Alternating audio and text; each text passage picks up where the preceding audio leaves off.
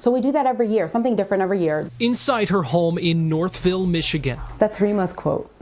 Yeah. Messages and mementos are all Rena Abbas Taylor has to hold on to. Always remember how strong your love is, especially when things get difficult.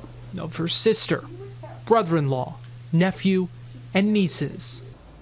The memories are everything, and not enough at the same time, because they were so real.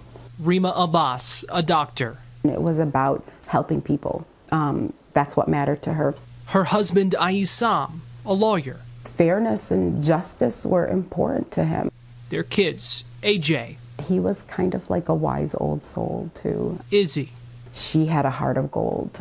Giselle. We nicknamed her Jazz because she was like the music in our lives. That music has faded, but the Taylors are making sure their memories never will. It's all we have, so we protect and cherish every single one of them. Around the holidays, walking in downtown Northville is like stepping into a snow globe. The Detroit suburb has a population of a little more than 6,000 people. The Abbas family was active in this community and remains well known here. And it was here they were driving back to, January 6th, 2019. Passing through Kentucky on their way home from vacation, when at 2:17 a.m. a drunk driver turned onto the wrong ramp at exit 113 in Lexington, driving nearly 7 miles south in the northbound lanes before crashing into the Abbas family's SUV. An absolutely tragic story out of Lexington. 6 people are dead after a crash on I-75. It's a bad dream. I just cannot process it. You know, it's hard to comprehend something like this. This is one of those cases that stick with you throughout your career, and I can only imagine what the family is going through right now. You know, when you talk about family trees, for us it felt like we lost the entire tree. We didn't just lose a branch. And as tragic as it was, that was just the start of a deadly stretch on Lexington highways. A WKYT Investigates analysis of state crash data shows 40 people have died in Lexington alone the past 3 years, in crashes where the driver has been suspected of drinking. Nearly half of those deaths came in head-on crashes. What that shows me and others is that people are still making this choice because they don't realize the consequences that it'll have not only for themselves, but often for other people. When she lost her leg after being hit by a drunken boater, Alex Oddie hoped she would be the last victim. She wasn't. That was more than a decade ago. Now Oddie, who lives in Lexington, is the national president of Mothers Against Drunk Driving. Driver monitoring cameras allow the car safety to take... For years, MAD has been looking at technology to help prevent intoxicated drivers from taking the wheel. So the drunk or otherwise impaired driver will get in their car and it either won't start, won't move, or will pull itself over once it detects impairment.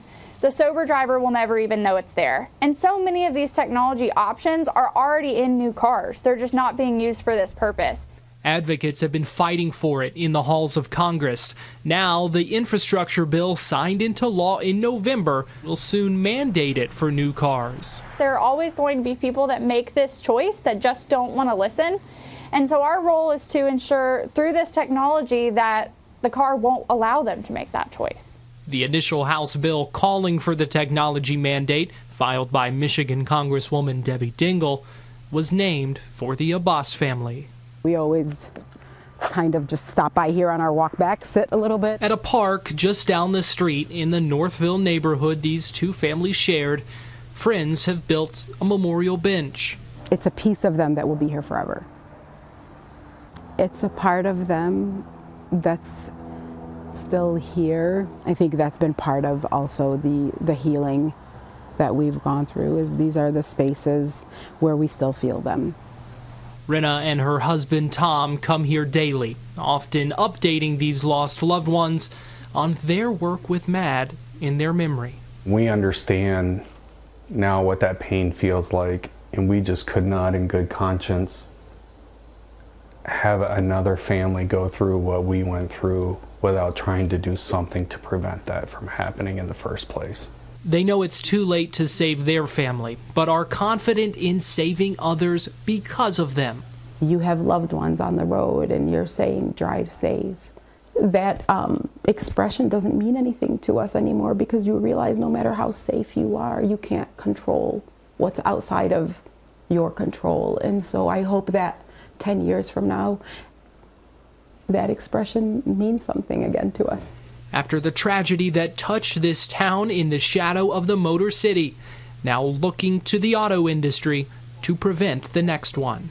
In Northville, Michigan, Garrett Weimer, WKYT.